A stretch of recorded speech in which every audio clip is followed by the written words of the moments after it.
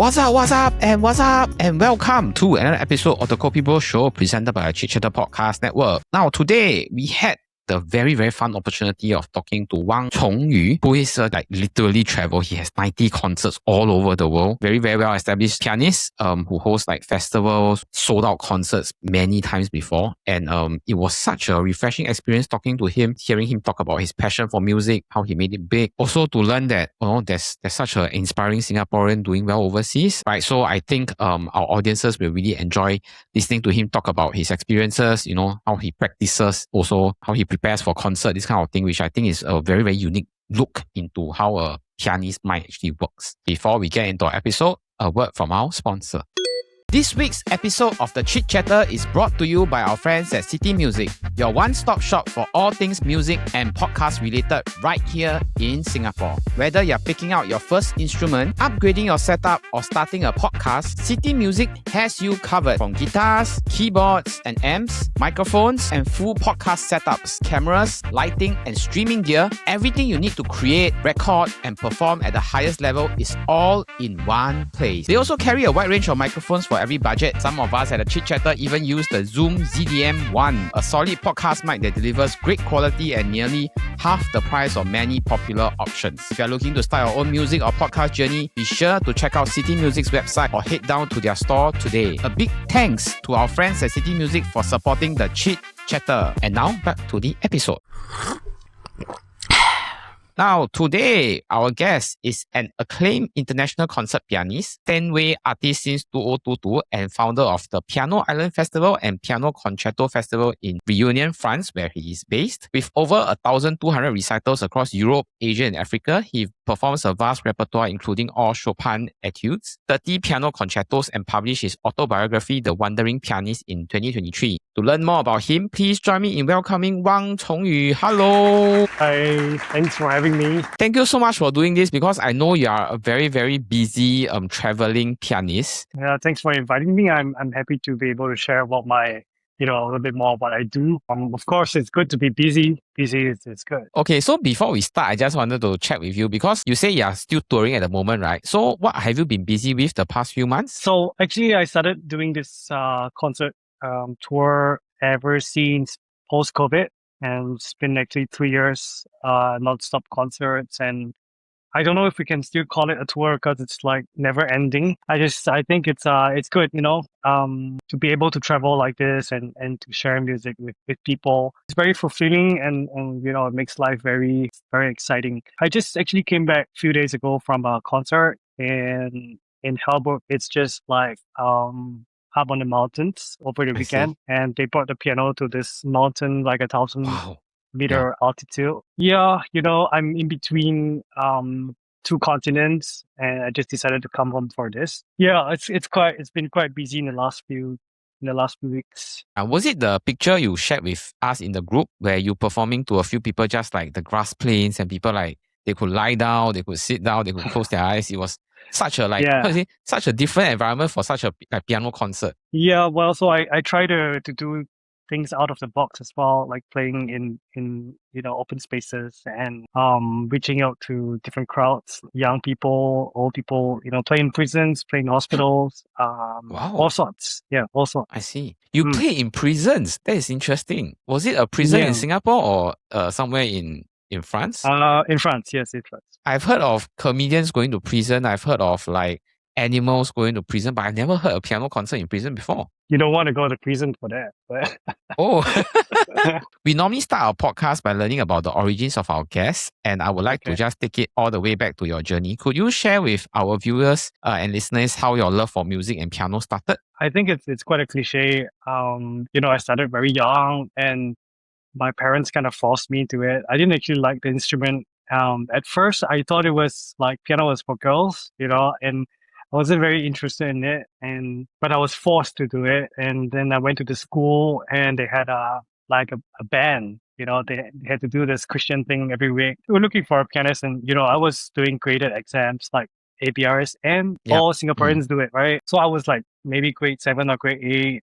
I was not too bad. They just told me, why don't you just join our band? Then I started getting more interested with music from that point, and I met people, that They told me that I had talent in it. So I mean, it was kind of I didn't believe in myself thing at first, and it slowly grew into something that was like, you're really good at it. While doing research for your interview, I learned that you secured a scholarship to go to France to further your study in piano, right? Yes, but the scholarship, it's only the school fees. It doesn't include like accommodation, meals, and everything else. And I was 17. I was really young and still a minor. The media thinks like I was very successful when I began, but actually when I left home, I was kind of lost. I was trying to get away from my family. So it's actually the other way around. I went away and had no choice but to succeed. And then I came back. One of the clips that I did an interview of, that you did an interview of with was the Channel U program. I forget what was it for. They visited Singaporeans all over. Yeah, Yes, they found Singaporeans all over the world. And then I remember watching the clip and learning that actually you struggled with finances quite a bit, right? And then at that time, your wife then wasn't even your wife then, it was only a girlfriend, and you were starting off. And you guys had to make ends meet and whatnot. So how do you finally go from like scholarship student and then struggling to make ends meet to finally like, oh, this is sustainable, I can do things that I actually like and touch people in my music? Actually, I think that there is no one solution to this because there are so many struggling artists out there. It's not just musicians. It's not easy in the arts. And I think it all boils down to being at the right place at the right time, being open-minded to receive things. I think like it's all about that and luck. It's so important. Like you meet the right person and this person decides to help you because of you, not because of something in return.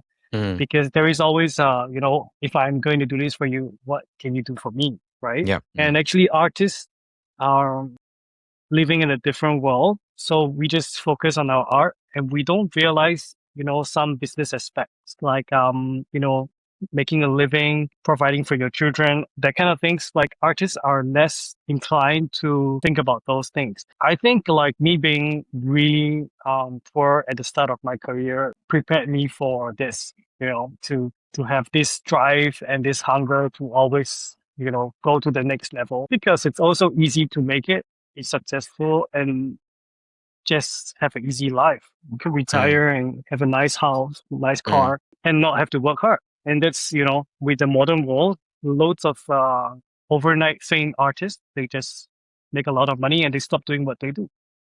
So I think like the fact that I created, Piano Island and all these different platforms for young people, I really did it at first because, of course, it wasn't like a business thing at first. I never thought it would grow into such a big festival. But at first, it was kind of the idea that I was looking for someone that I never met. When I was a struggling artist, I was always looking for maybe advice or people to show me the way. And I never met that guy. So I thought like, hey, now that I'm doing what I'm doing and I've met so many people along the way, I'm going to put all of my contacts into like this festival and I'm going to help young people make it. What was the point that you realized that, oh, I think I've made it? Like, was it like when you were signed to become a Steinway like pianist, or like what was the thing that you realized that, okay, now things are like changing? I think it's of course super like prestigious to be able to get this Steinway artist title, but it doesn't make me a better musician by getting titles. You can get all the awards you want in the world, but at the end of the day, it all boils down to you. And I don't know about success. I think different people have different goals. Some people think like, by making a lot of money, you're successful. People think like being very famous, it's a form of success. I think like success, it's very subjective. And for me, it's just about, finding joy in what you do and still be able to be passionate about, the things that you do, even if it's routine. The most important thing is to remember that musicians are only as good as they are because of who they are. So if you're a nice person, I mean, you can hear in your music that you're a nice person, right? My teacher always said, you can only play music like who you are. The second part of the interview I want to touch a bit about is about the period Like when you were, when you say that you first arrived in France, you're struggling financially to, actually having a career as a pianist. How do you have to like build your, how to say, your fame or like people knowing you as a pianist? Like what kind of competitions do you have to take part in, or like what are some of the steps that you have to take to make sure that, okay, I'm putting myself out there, I'm getting people to know about me. Actually, I feel like the goal is not the fame or Mm. the prizes or the money. The goal is to progress as an artist, as a musician, and as a person. Because every step along the way, there is a lesson to be learned. I've had a lot of humbling experiences doing competitions. Of course, if you can look at all these prizes that I got, probably like 20 over competitions, I got prizes in it. But there were at least twice the number of competitions that I never got any prizes in, and nobody ever talks about them, right? Because those were the days where social media wasn't such a thing yet, and everything was on basically the internet, and you have to go and do a research about certain people. First ever time I was on an article in France, I was so happy. I went to celebrate with my friends then. But if you keep getting featured all the time, at some point you just don't care anymore. Like you saw it when I graduated and went home.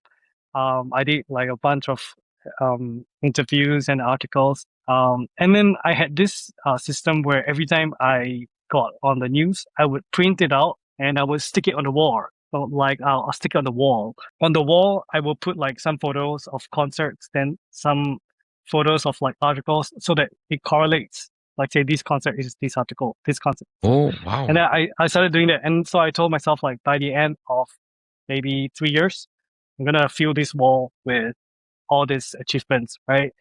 And at the end of the first year, I had no more space to put anything else on the wall because it's like so full. And then I stopped doing that because it was just so troublesome. The whole point of doing music is be able to express your love, your passion for what you do. Music is also a very powerful thing. It has healing elements to it. Once had someone who came to my concert and then he came to see me after the concert to tell me that he got healed. And I'm like kind of surprised, why me healed? And he's like, I came to your concert, I couldn't walk, like something was wrong with my leg. And then after your concert, I felt better. There was peace in my heart. And something told me that I could walk again. And you know what? I started walking again. I'm like, yeah, I'm not a miracle healer or whatever, right? But I think there are things in music that you cannot explain with words. And I think my job as a musician is not to look for the fame or the money or those things, but just to be able to carry that message to the listener and to share that love, for music with the listener. So the job of the artist is just to respect the score, bring out the best of the composer, and then just, pray, cross your fingers, and just do your best. Since you're talking about like artists playing and all this, I'm always very curious, right? Like as artists at such a high level, right? Developing your own style is of course something very important. But when developing your own style, do you make it a very conscious effort that I want to differentiate myself from other players, or like was it something that you believe that okay, everybody has their own style, so you just stay true to yourself, and then the rest will take care of itself? Definitely, I think stay true to yourself. Just if you can see yourself in the mirror and you can accept that, it's fine. You don't have to be like anyone else, and everything else that you hear from the people around you is just noise. It doesn't matter because those people will come and go. So I do a lot of cruise ships as well. I perform a lot on cruise ships. Yeah. And on the cruise ships a bit different because you have to present the pieces that you play. Yeah. And you have to sometimes be entertaining. And most of these cruises have like very elderly people. If they spend the day doing excursions and they come back, they're really tired. So you can sometimes hear people snoring when you're performing. And Wow. it's very common, but you get used to finding ways to get their attention. And so, of course, what I learn and what I play, it all correlates to the programmation that I'm going to use for certain programs. Like, say, if I'm going to play at night at 10 p.m., I'm not going to play really slow music because everyone's going to be sleeping. I want to be engaging with the audience. I want to ask them questions. I want to engage them and get them thinking. There is that aspect to it as well. And I think my playing has changed over time because also with traveling, you don't have all the time in the world to practice, right? So you need to kind of keep up with the trend. People are more listening to this kind of music. And if I go to South Africa, I play music from South Africa. If I go to South America, I play music from South America. So it's always evolving. I don't know if I can say like this program suits me the best because maybe I play the same program 5 times and I get 5 different reactions. One of Interesting. the examples would be to play this Chopin concerto with a quintet. It's usually done with orchestra, but I've done it with in quintet version. Oh, okay. I do it in Portugal. They loved it. Like everyone went crazy. Then I played in Italy. They loved it also. Played in Spain.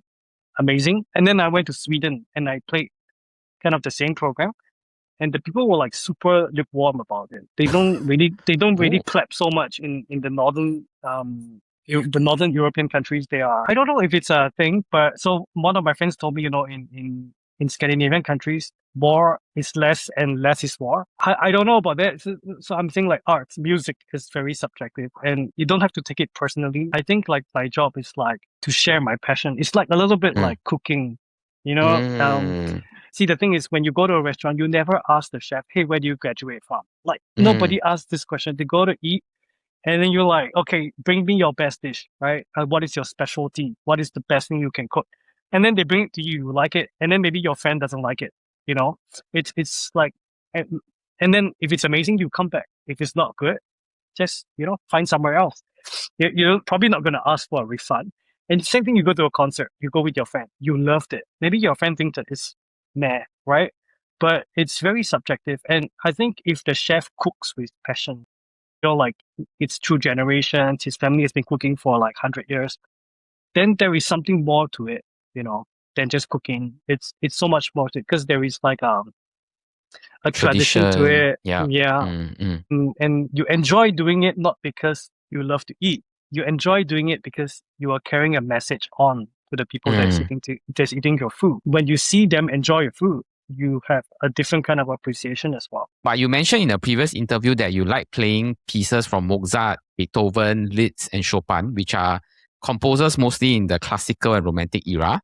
But you say that you are more well suited to play like Debussy, Gershwin, and Rachmaninoff, more 20th century, a bit of jazz here and there, a bit of blues. How did this observation come about? Like, you have certain composers that you tend to gravitate towards, and some that you think that, oh, this one fits my style more. I like not much effort, but I really can play well in this. Yeah, well, so the program has changed over time, and what I was talking about in that interview was my programmation, because I'm doing this special concert where I play music from 17th century all the way to 21st century. So Oh, I okay. I choose like one piece of each composer, Okay. Mm-hmm. and then I finish off the concert with my own composition, like composed in 2025.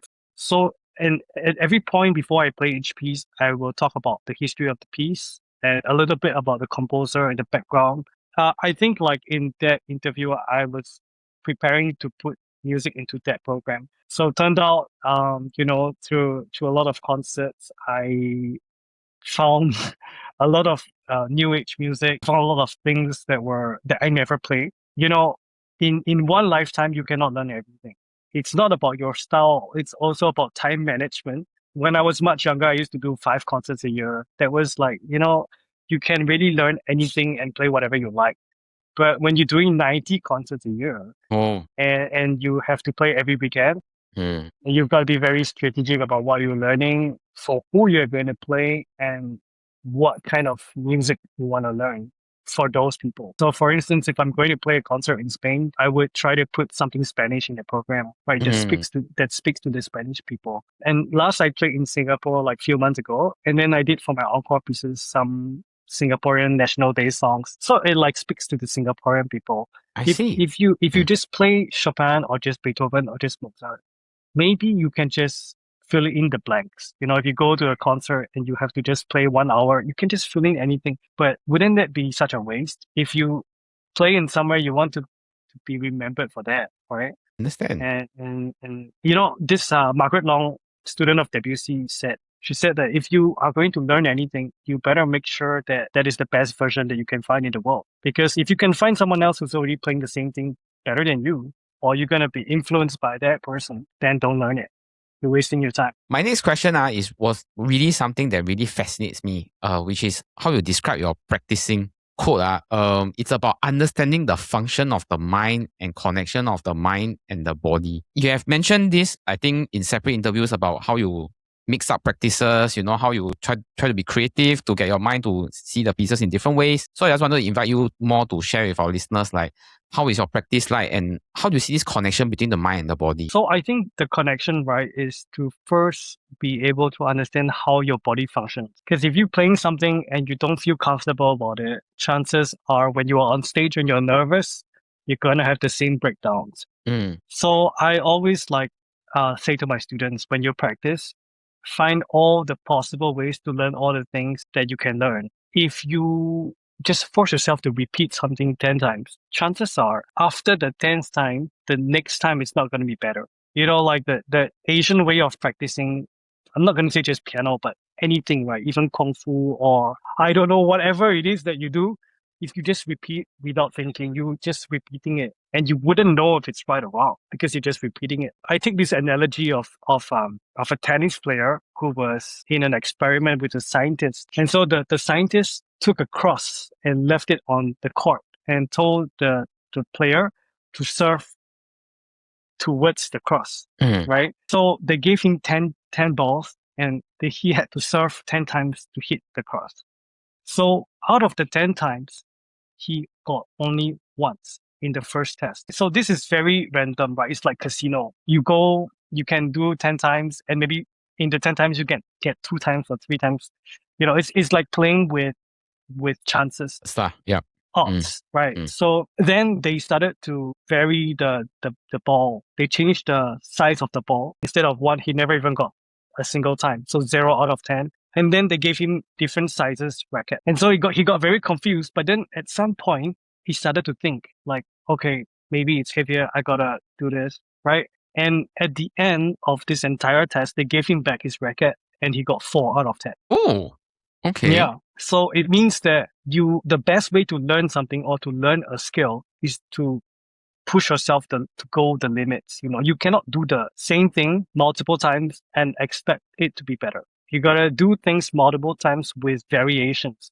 So like faster, louder, getting slower, hands crossed, playing upside down, blindfolded, body turned to the side. I don't know, like whatever possible way to engage your mind to work, to get your mind ahead of your fingers. Yeah, maybe if I have done this, my piano learning wouldn't have stopped at 18. Yeah. It's never too late. Yeah, age is just a number. The next part of the interview, I want to touch a bit about how you prepare for a concert and how you prepare for repertoire. I think you already touched about it slightly just now when you're saying that, or sometimes like audiences, right? Spanish audience, you need to put a Spanish piece or a Spanish influence in so that you sort of speak to the audience. When you decide on a new repertoire or a new concert, what do you consider when you put together like all the pieces or the whole repertoire? Well, it really depends. Also, it depends on what I'm listening to at the moment. And because I fly a lot, and when I'm traveling, I'm listening to a lot of different music, not just classical, but I listen to all sorts of music. I like to arrange things and try out new things as well to keep things fresh. Sometimes I also make special challenges for myself, like perform certain pieces for certain occasions, and I give myself like few days to learn it. That kind of adrenaline. Okay.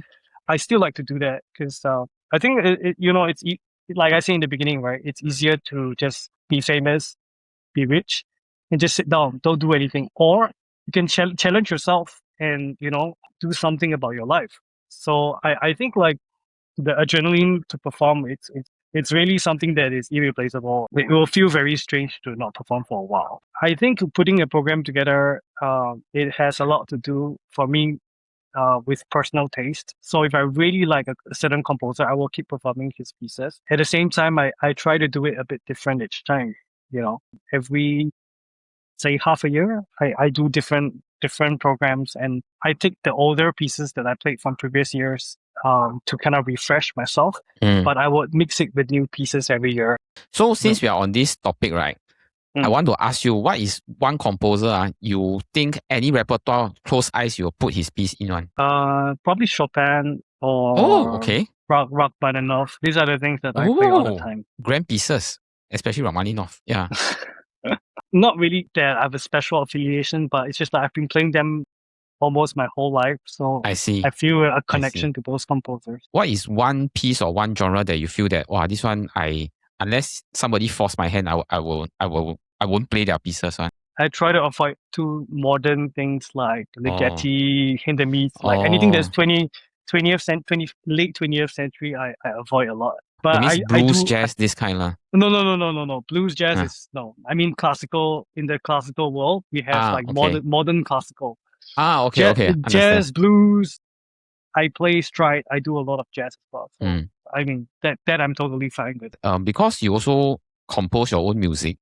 So was it something that started because you got bored playing like the old pieces, or was it like more like a creative challenge that you wanted to do? Oh no, I don't really get bored playing music. I really enjoy music, but I think I don't know if I ever mentioned this in my interviews, but a couple of years back I met this guy who worked in Hollywood, one producer, and so he was explaining to me about the algorithm and how music is changing in our time, especially with AI and all this, new creation music. And so how can we stay relevant in this world? And chances are, if you're going to play some classical piece or record some classical piece, somebody else has already done it. Like it really somewhere on the catalog, somewhere on Apple Music, on Spotify, you can find someone else who's done it before. So he told me, why don't you try to experiment, like playing these pieces, but at a different speed, like maybe slower or faster, so that when you use Shazam and someone tries to pick up your recording, it goes to your name. It doesn't go to some random Sony Music or some other label. And so I started doing a lot of experimental stuff, recording with this guy, even like having playing things that I don't usually play. And then we started going to arrangements and competitions. And so that's how I came about,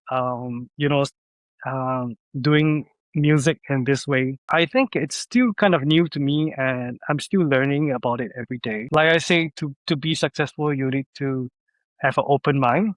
And it's okay if people don't like it, because at first, you don't know what it is until it becomes what you think it is. I think my first composition came when I was on a cruise ship, and usually I'm very busy, so I don't have time to sit down, be inspired, write down things on a book, or like, just I don't have time to do that. So I was on a cruise ship and we were going to Antarctica for 3 weeks. So we were going to be cut off from the world for 3 weeks. And so I told the crew members on the ship, like, hey, can I have a piano in my cabin? So I composed quite a few pieces on that cruise ship. And the first piece that I wrote was called Antarctica, because I had the view of all these penguins jumping around, like all the icebergs, and it was like life-changing. You open the door and all you hear is just silence. And the views are just ice. It looks a little bit like Colgate, the color of Colgate, the mix of the white and the blue and the red. I think that was where I started to really get into composing, because I realized that it's not that hard. You just need to find time. Then is there any difference between how you prepare to play your like own compositions versus like a Mozart piece or a Chopin piece? Yeah, of course, because like those Mozart and those composers have their own traditions. Like they have a school for it. And you always have those experts that know how to play it better than you. And they always have to tell you this is how everybody you do has it. an opinion, yes. Yeah, but honestly speaking, there is no one way to do certain things. Like any musician that tell you Chopin is played like this, they are probably not very good musicians. Because if you play in a big hall, like in Tokyo, and you play in a small room in your studio, you cannot play with the same sound or the same technique. The sound doesn't project the same. People have expectations. They go to a concert and they are like experts. They know everything about the music, but then they cannot play it. They don't know how to play it. So unless you've met Chopin in your lifetime or you've met Mozart, I'll listen to you. But chances are these guys, they don't even know what they're saying. When you play your own piece, there isn't this kind of stress because there isn't, people wouldn't have heard of your new piece before because it's an original creation. Yeah, so they cannot judge you for it, right? But at the same time, if I'm a composer and I write something, I want people to play my music. I want them to enjoy it. I don't want them to think like, oh, this guy's music has to be played like this. You gotta sit up straight. You gotta not play like this. But I think this is just like, it's unnecessary. And music is for all, right? It's not for the upper class. It's not for special needs. It's for all. And so if you perform or if you're just a passionate lover for music, the most important thing is to enjoy it. I Understand. think that's Yeah. that's the whole point. That's the whole point of the existence of music. I think music is there for all to enjoy. With all this touring and all this, like you say, 90 concerts a year, how do you find time to distress, and what do you normally do when you're distressed? I am not a very stressful person to begin with. I have some other like sports activities that I do alongside music. Sometimes I go to the gym. I have a fitness coach, and to decompress, probably I take some time off. I think music itself it's very detoxing for me. When I'm at home and I'm not performing or learning for anybody, I just improvise and I play for myself. And it's I also jam a lot with friends. Like I go on a cruise ships and I have a lot of other musician friends and we jam. It's a great way to wind down. I think you spoke briefly about the Piano Island Festival and Piano Concerto Festival, right? You spoke just now about it being an endeavor where you wanted to give the platform for some of the up and coming young pianists or young musicians, the platform to meet other people within the circle, or to give back to the piano scene what it has given to you. But could you just give our listeners maybe some overview of what this festival is, what happens during the festival, and then why you decided to start and how did it grow to become the scale it is today? It was a very long story, but I'll cut it short. I'll cut it short. So it was probably in 2017 when I had this idea of doing a festival because of the fact that I'm living here in Reunion and it's quite hard to get to anywhere in the world because for me to go to Paris it's 11 hours and for me to go to it's super far. For me to go to Singapore it's at least 9 to 10 hours as well. So I'm in the middle of nowhere, right? Imagine if you're doing 90 concerts a year, you probably got to fly. So I got this app called Flighty and Flighty tells me how many flights I have to do in a year. And sometimes I go up to like 140 and I spent more than 75 days in the air. So that's a lot of time. And I actually wrote my book. I wrote my book while flying. I also compose a lot in air because like there's the only place where you are disconnected from the world and people don't actually get in touch. So I was lying down in the pool. I got this idea because I saw a cloud. I was just like chilling, lying down. And then I saw a cloud and it looked like a piano, like seriously a piano cloud. And then I was thinking, what am I doing with my life? I'm just spending my whole life in the plane. I'm so tired of traveling.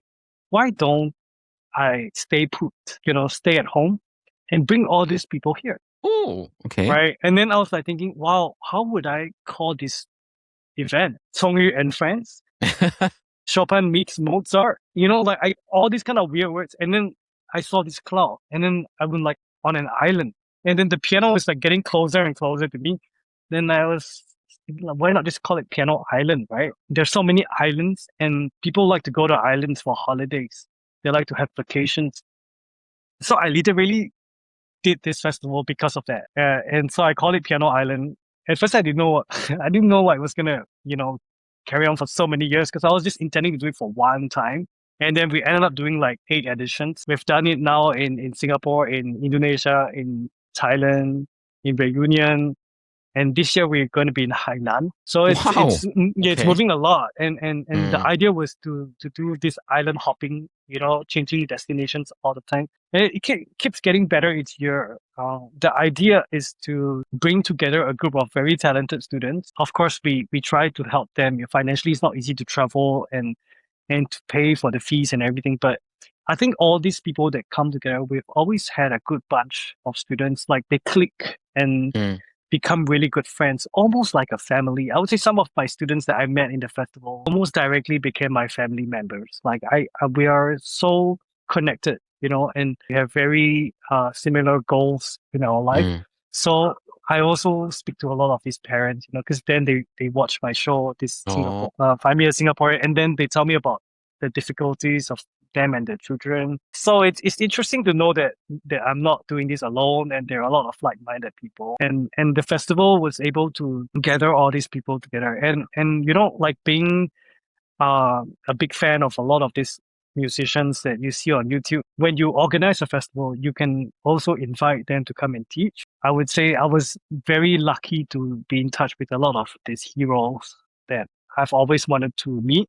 Instead of just going to the concert and being a groupie fan, they come to my festivals and they actually work as a teacher at my festival. So Wow. I get to know them in person and spend time with them. It's a win-win. I mean, for me as a music lover, I think there are still a lot of things to learn and to do. But through my festivals, I think I got much more connected to the international world. Mm. Then when you know someone, he tells you to meet his friend, and then his friend invites you to dinner, and then a dinner leads to another dinner. And you just Yeah. keep going down the line until you meet that person, right? It's all about being at the right place at the right time and meeting the right people. Interesting that you said that, because I know of a local Singaporean writer who is his works is very well translated, and then we always ask him like, how do you get your works translated into like Scandinavian languages like Swedish, this kind of thing. He said very easy lah. Every year, just don't stay in Singapore, go overseas, poetry festivals, drink, and then that's literally that's how he got his works translated. And then now hearing you talk about this, I realized yes, this is how people meet. Through a common interest for. It can be music, it can be literature, we talk about stuff, and then, things just go from there. Last question before we go into the quick fire is, what are some of the exciting future plans that you want to do and you can share with us? So my compositions, I've recorded them a couple of months ago, and they will be released actually quite soon. I don't have the exact dates right now, but I know it's within the next 2 months. I will post them on my socials. I also have a couple of new projects. But also next year from the 1st of 2027, I will stop playing concerts for 2 years because I would like to be home more for my family. And well, I will still be doing cruise ships and festivals, but I will be taking a sabbatical from live concerts in concert halls. That's the plan. But you never know. You never know. Things can always change.